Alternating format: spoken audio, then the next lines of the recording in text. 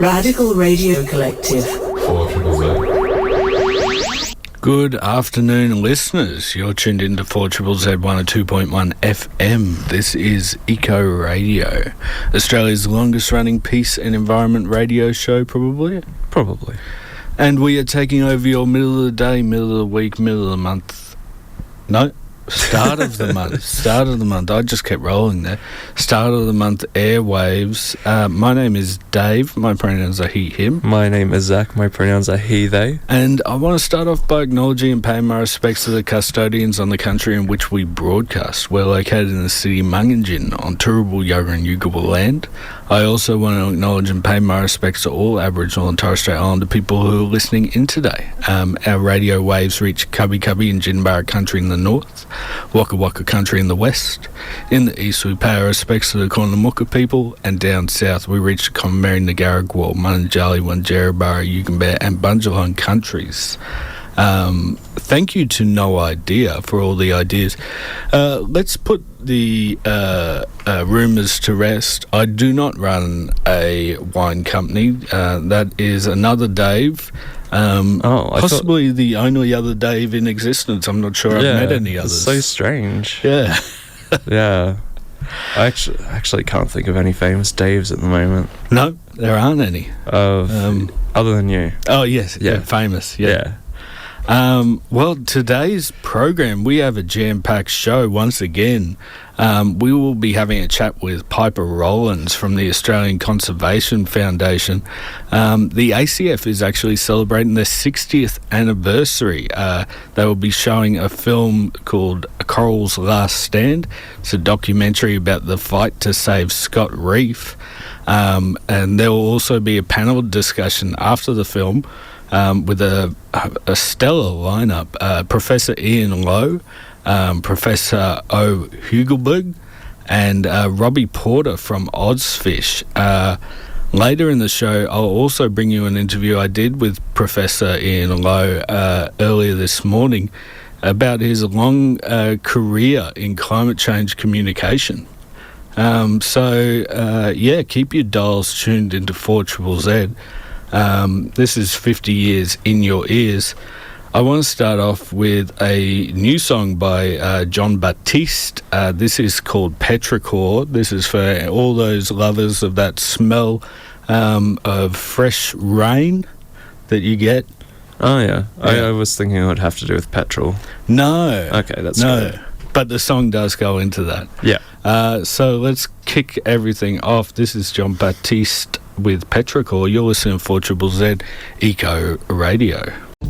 Paradigm Shifts podcast is available online and via your favourite podcasting app, challenging the assumptions of our current society to investigate alternative ways of living for a world based on justice, solidarity and sustainability. Tune in to the Paradigm Shift podcast. Just search The Paradigm Shift, 4ZZZ. Welcome back. You're on 4ZZZ. We just heard then from Karen Law with Coral Coast, and before that was John Baptiste with Petrichor.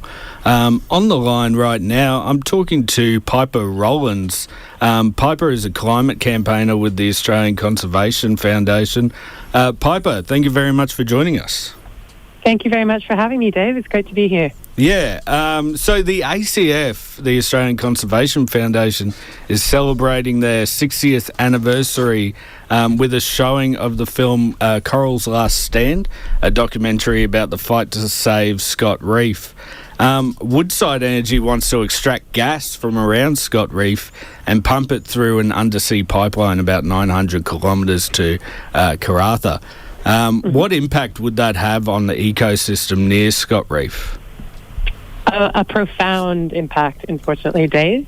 So drilling for Woodside's proposal is to drill around 50 oil and gas wells close to Scott Reef, which is an extraordinary 15 million year old ancient coral reef system that's about 270 kilometers or so off the coast of the Kimberley. It's incredible, and I had the amazing opportunity to visit there last year in November. It's a very remote place, which means that it's home to some marine species that exist nowhere else in the world. There's actually a unique type of green turtle there called the Scott browse green turtle, which is threatened under our national nature laws and relies on Scott Reef for breeding and feeding. So it's a really incredible place, home to so many amazing marine species and corals. And drilling for gas at this site would have a laundry list of direct impacts, including the risk of oil spills. They have to do seismic blasting in that area, which is one of the loudest man-made noises in the world and would have really, really detrimental impacts, potentially even death on our marine species like the blue whales and the sea snakes. And then, of course, there's the climate impacts. So opening up this massive new oil and gas field underneath the pristine Scott Reef would release billions of tons of climate pollution that will fuel even further the climate impacts like coral bleaching and bushfires that we're seeing right now. So there's a really long list of direct impacts for this project, both in the actual drilling of the site and also, of course, in the climate impacts that would come from the pollution of this place. Thanks for that, Piper. So as well, with some of those oil leaks, from my understanding, there's not huge consequences for the companies, even if there were to be oil leaks with those pipelines. Is that correct? Yeah, so there was a really horrific oil spill that happened off the coast of the Kimberley of an oil and gas company about a decade ago that had really profound impacts on the marine species and on our neighboring countries. We saw leaks coming off the coast of Western Australia from sand toss that were discovered a couple of years ago that had impacts on dolphins. We saw some dead dolphins and other marine impacts washing up. So yeah, there's really not a heap of accountability, I suppose, for these big oil and gas companies. And the nature of this proposal from Woodside is it's a very remote place, as I said. And so if something goes wrong, there's a lot of operational considerations about how quickly any potential oil leak could be stopped. Woodside is proposing to use an untested and never before used technology. They're proposing that they're going to use this technology to prevent any potential oil leaks, but we think that the risk just simply isn't worth it, that any oil spill risk at this site is unmitigatable. There's no way that they can avoid the risk of it. It's the nature of drilling for oil and gas. And at a site that is as pristine and extraordinary as the 15-million-year-old Scott Reef, we just don't think that that's acceptable and that this project has to be rejected. Yeah, I have actually been to Scott Reef. Unfortunately, I wasn't into the sea life at the time, but it is part of a memorandum of understanding with traditional fishing in Indonesia. So I imagine that there's international implications that come with this proposal to drill.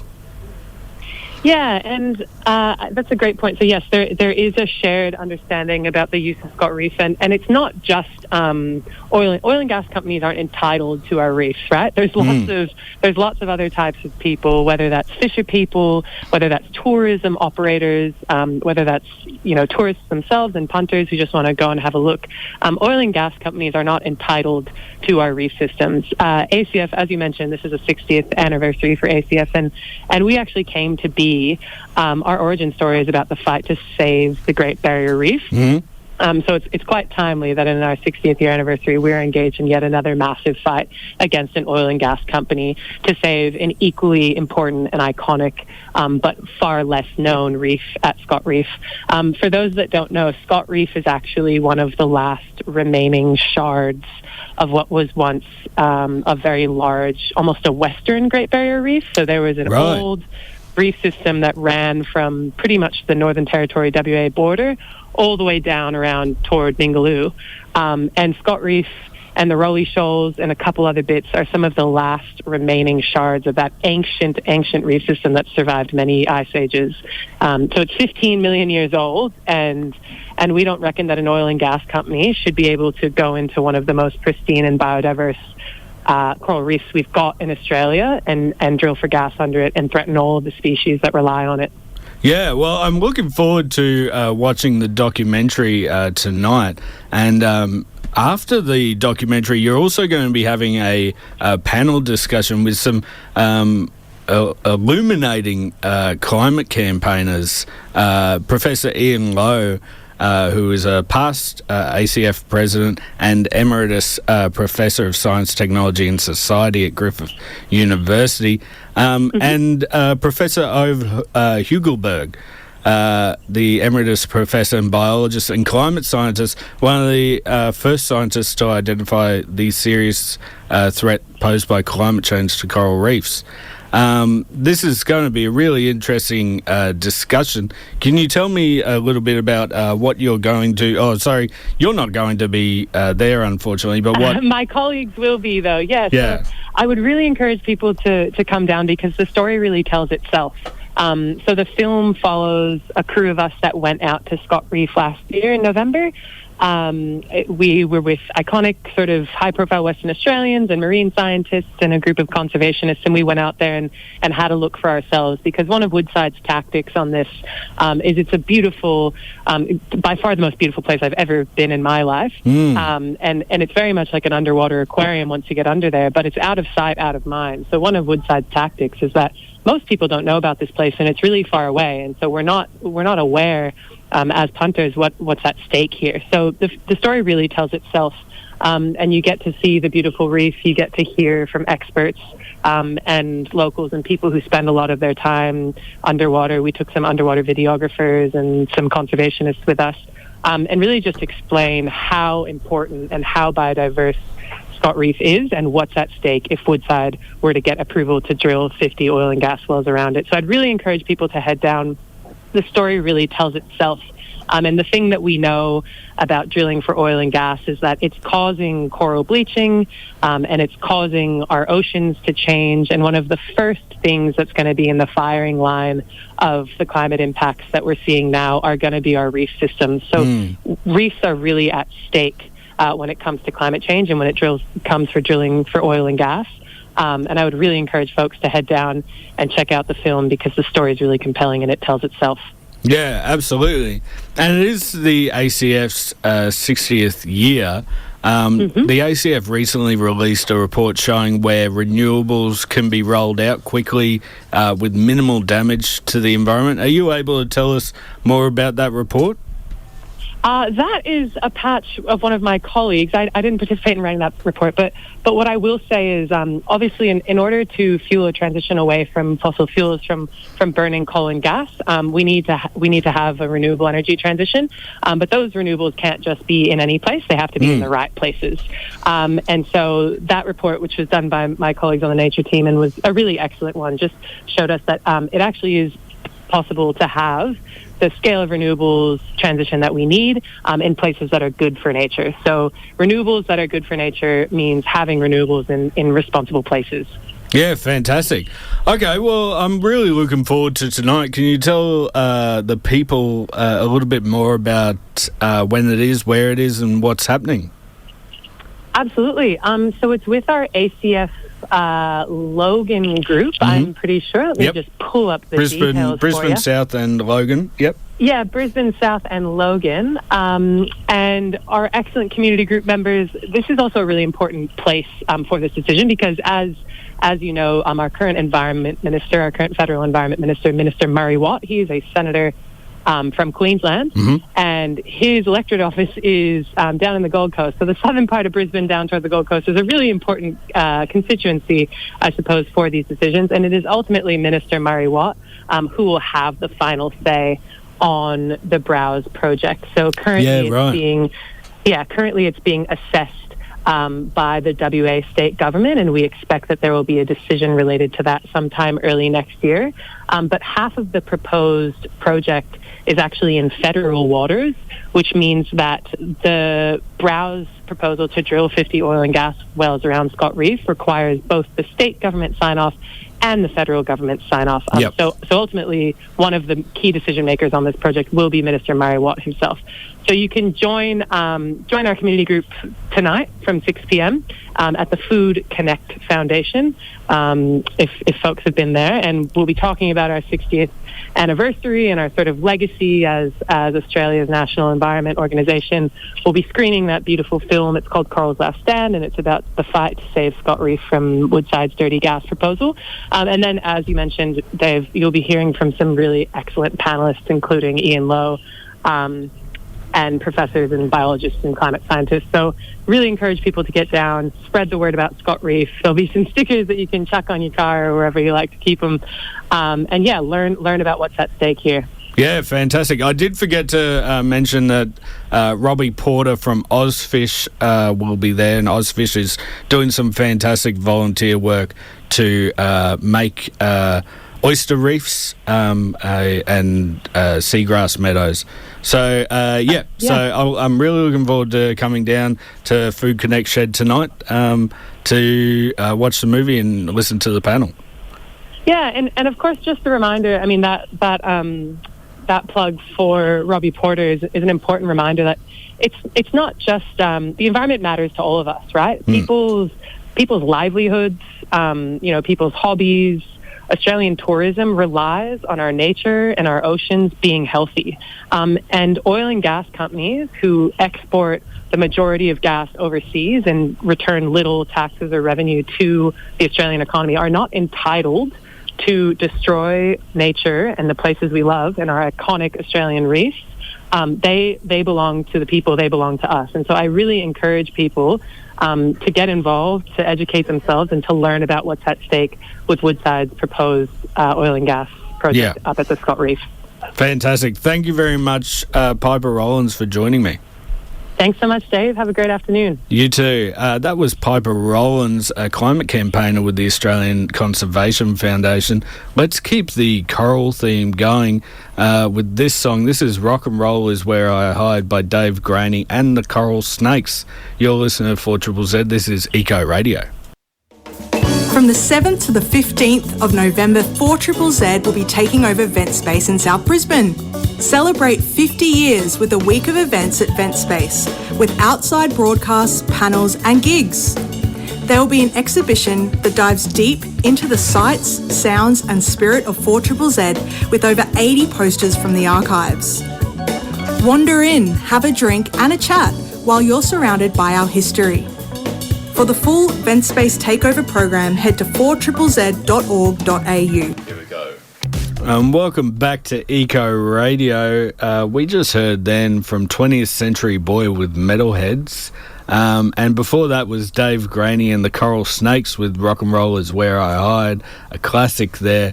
And 20th Century Boy might become a classic. That was played on the Punk Show on Monday night. And just a fantastic little ditty. If you like what we do here at 4ZZZ, or specifically on Eco Radio, you can get involved with subscribing. You can subscribe for as little as $25 for under 18s. Just go to 4ZZZ.org.au/support. And this month you've got a new monthly prize for new subscribers or old subscribers who want to win the prize. It's Dave's Wine Revival, not associated with this Dave, unfortunately. I am sober these days. Dave's Wine Revival has opened up on the road just down from 4ZZZ. And if you subscribe, you can win a wine tasting for 6 and a mixed case of 12 wines. But it's not only just the prizes that you can go in the running for. Another great reason to become a subscriber is you can get early access or discounted tickets to the fantastic 4ZZZ Z50 gigs. Gig City is the next big one coming up on the 29th of November.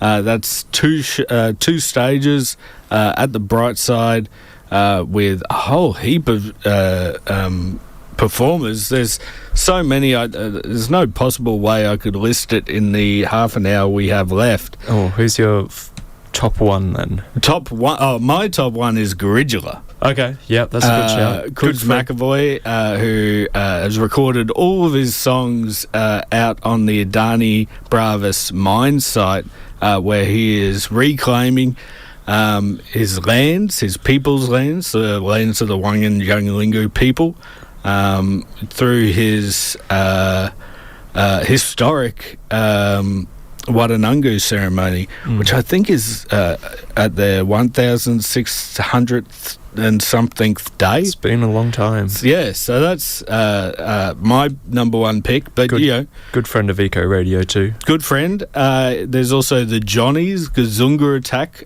Combat Wombat, who we spoke to a couple of weeks ago. Square Tugs, Mitch Please. The list goes on and on and on. And that's happening on the 29th of November. It's just a great year for big gigs. And if you're a subscriber, you're able to get early bird and discount tickets. But that's not the only reason to subscribe to this wonderful station. You also get a warm inner glow from supporting your community, the community that also supports you. You can also become a volunteer. If you subscribe, you can start to come into the studios and help out. There's many of things to do. You can work in the music department. You can become a news intern. There's heaps of different things to do. And you can become part of 50-year history of 4ZZZ, the oldest and longest running community radio station in Australia. You better get in there soon, though, because after, I think it's the 8th of December, it'll be more than 50 years. So you'll have to be part of the 50 to 100 years at that point rather than the 0 to 50 years. Yeah, so the 8th of December is our birthday. And it was just announced recently that we're going to have a special 1 year only Hot 100 on the 7th of December. Oh. Yeah. So I saw that. Hopefully it's still down at the Trifford, and it's going to be a bit of a different day, but hopefully it still brings the energy and electric people. Oh, maybe we'll have Triple J copy us again, and they'll put theirs on the 7th of December too now. Maybe. We are trendsetters. Go to 4zzz.org.au/support and get involved with the station, because we're here for the community, and the community is here for us. Let's go to a song now. Square Tugs has a new one out. It's called Evacuation Earth. You can see them on the 29th of November at Gig City. And this is 4ZZZ Eco Radio. 4ZZZ's Radio Reversal has gone digital. Since 2012, the collective have been building a record of radio theorising, organising, mistake-making, rethinking and community building that happens across this city. So, if 1 hour a week isn't enough for you, head to radioreversal.substack.com to learn more about the Radio Reversal podcast, or listen to the full episodes via your favourite podcasting app. Let's go into an interview I did earlier today with Professor Ian Lowe. He's the Emeritus Professor of Science, Technology and Society at Griffith University. He's the writer of numerous books dealing with climate change and the Australian energy policy, and the former president of the Australian Conservation Foundation, which he held for like 10 years between 2004 and 2014. This is my interview. Thank you very much for joining us today on Eco Radio. It's a pleasure, Dave. So it's very rare that I would get to talk to someone who has been communicating the dangers of climate change for so long. Your book, Living in the Greenhouse, was published in 1984. Can you tell us what it was like to communicate to people what effects climate change would have back in the 80s? Well, the interesting thing is in the 80s, after the big international conference at Villach in Austria, when the world's scientists first said that we could measure changes in climate that appeared to be due to human action. At the time, there was no counterview, there was no misinformation. And when I published Living in the Greenhouse, the Commonwealth Government and most state governments were taking the issue seriously and talking about the need to improve public transport, move to cleaner electricity systems, encourage people to use more efficient appliances and so on. And it wasn't until the 1990s that the fossil fuel industries realised that this was a serious threat to their business model and started funding misinformation that we saw parties on the right, particularly in the US and Australia, start to question the science and move away from concerted action. And we've seen the extreme of that just in the last week with the National Party saying that getting to net zero by 2050 is an unrealistic ambition, whereas what the science is saying, we really need to get to net zero much sooner if we want to avoid disastrous climate change. Yeah, so that must have been quite hopeful in the beginning when everyone was listening to the science and accepting that things would need to change. How does it feel now? You're still going strong. Your latest book, Long Half-Life, The Nuclear Industry in Australia, came out in 2021. How has the, I guess, misinformation, disinformation affected climate change communication?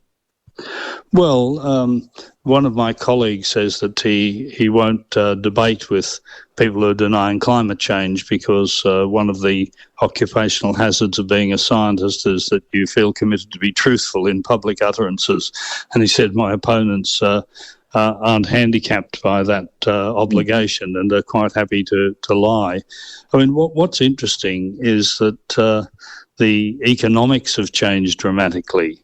In 2010, I wrote a flip book with Professor Barry Brook giving the case for and against using nuclear power as a response to climate change. And at that time, nuclear electricity was slightly cheaper than wind and much cheaper than solar.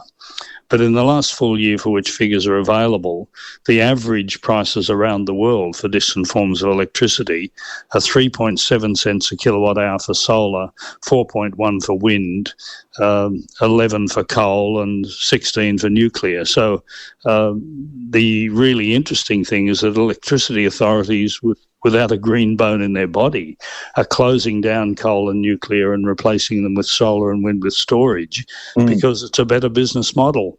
And every year the cost of clean energy gets less, the cost of storage gets less, and every year it becomes more irrational to persist with the old model of continuing to burn coal or even more ludicrously proposing building nuclear power stations in Australia. Yeah, we've seen recently in the last couple of days that people in southeast Queensland, New South Wales and South Australia will be getting free electricity during the middle of the day thanks to rooftop solar. But on the other end of that scale, we're seeing campaigns against wind farms because it hurts whales, apparently. Is the debate against climate change and against adaptation, is that clutching at straws? Are we seeing it in its death throw? Is it coming to an end? Yes, it's coming to an end. I mean, if you look at what happened around the world last year, the world commissioned 660 gigawatts. A gigawatt is 1,000 megawatts, 660 gigawatts of new renewables, solar, wind and hydro. And to put it in perspective, total peak demand in Australia is about 40 gigawatts. So the amount of new renewables commissioned around the world last year is about 15 times Australia's peak demand. The net installation of nuclear was about 4 gigawatts. Coal was negative. There was actually less coal at the end of the year than at the start of the year. So around the world, the debate is over. The world is installing renewables at an increasing rate and investing in storage, which you need. And it is, of course, fair to say that there are silly places to put wind turbines, but the ocean isn't one of them. It's not very smart to clear rainforest to put wind turbines on the top of forested hills, for example. Yep. And there are enough good sites around Australia for solar and wind. But particularly the thing about solar is that the revolution is installing solar on the roofs of houses and shopping centres and school buildings and office blocks. And I've been saying for 30 years that it would make sense to require new buildings that are predominantly occupied during the day, like schools and shopping centres and office blocks, to have enough solar panels on the roof to provide their peak electricity. That would be doing them an economic favour as well as doing the world a favour. So I think we're seeing the last death throes of the struggle against climate change. And there's a parallel. I mean, the science was published in the 1960s showing that smoking tobacco caused lung cancer. Yes. And for about 30 years, the industry provided enough misinformation to muddy the water and provoke timid governments to do nothing. But now that debate is over. The percentage of adults who smoke in Australia has declined from about 50% when I was young to about 10% today. And it will be seen historically as an aberration. And I think the same is true about those who are opposing climate change. Every year the evidence is more solid, and every year the cost advantages of actions get more. So it's looking increasingly silly to be in denial. Yeah, well, do you think Australia's government is one of those timid governments? Have we been curtailed by our resource industry? Oh, yes. I mean, there's no doubt about that. The first Albanese government under Tanya Plibersek's leadership had developed quite good environmental legislation. But before the election, Mr Albanese put it in the bin because of protests from the mining industry in Western Australia. And mining says it's the backbone of the economy. It's actually a very small contributor. Richard Dennis from the Australia Institute points out that more people work in Anglicare than work in the coal industry. Yeah, right. That there's a lot of misinformation about the importance of mining. Yes, we will need increasing quantities of critical minerals for the transition, but we really should have a proper program for phasing out coal and gas because they're part of the problem, not part of the solution. Yeah, well, I'm talking to you today because you'll be talking at the 60th anniversary panel for the Australian Conservation Foundation. That's happening tonight. You were the president of the ACF from 2004 to 2014. What are some of the achievements that the ACF has made in their 60-year history? Well, the initial targets of ACF were to protect rainforest and reef systems, and they're probably still the most urgent priorities. I think we can point to a whole range of areas, like the Great Barrier Reef, like Kakadu, that are protected as a result of the actions of ACF and other environment bodies. And it's important to realise, I think, that the community has led this charge. I mean, ACF was formed a decade before we had any environmental legislation at all in Australia, 20 years before state governments had environmental laws.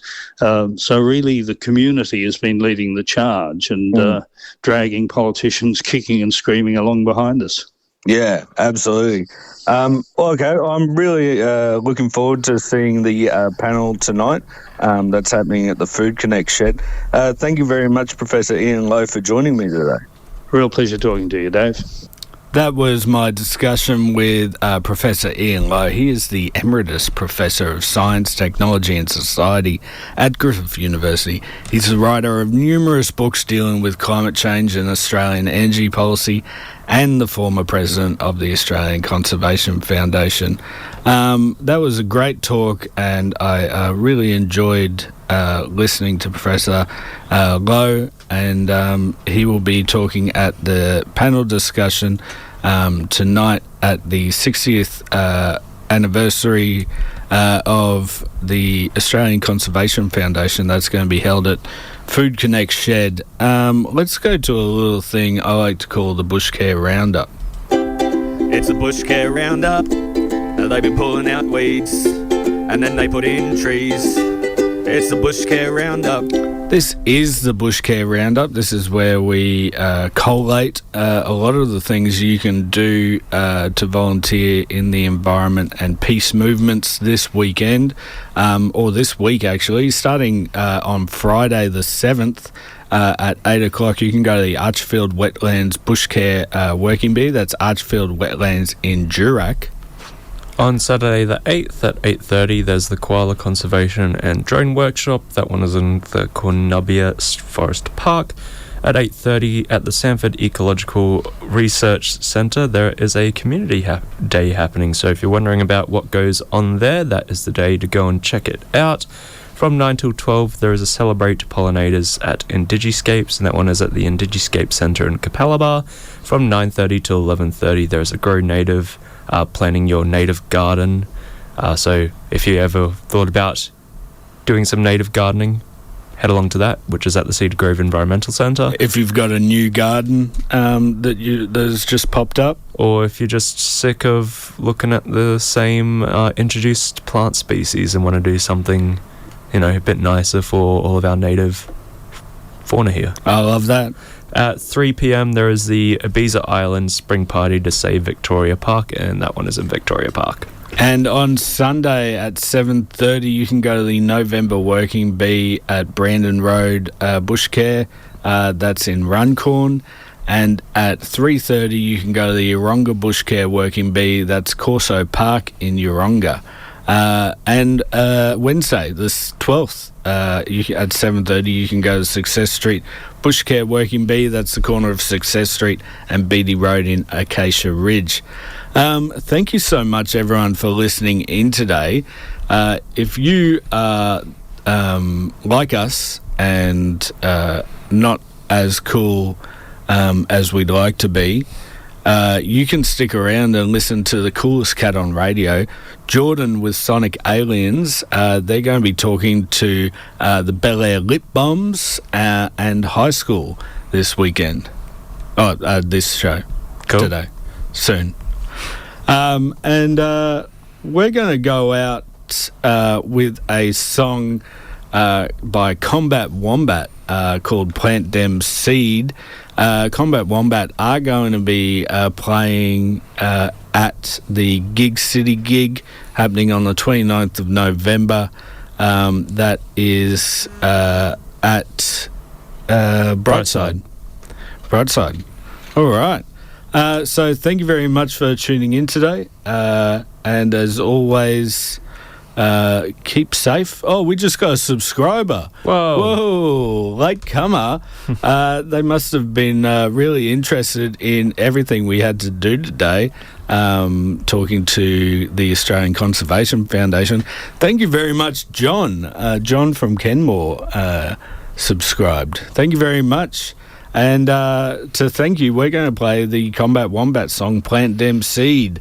You're listening to 4ZZZ. This has been Eco Radio. 4ZZZ. Eco Radio. Radical Radio Collective. 4ZZZ.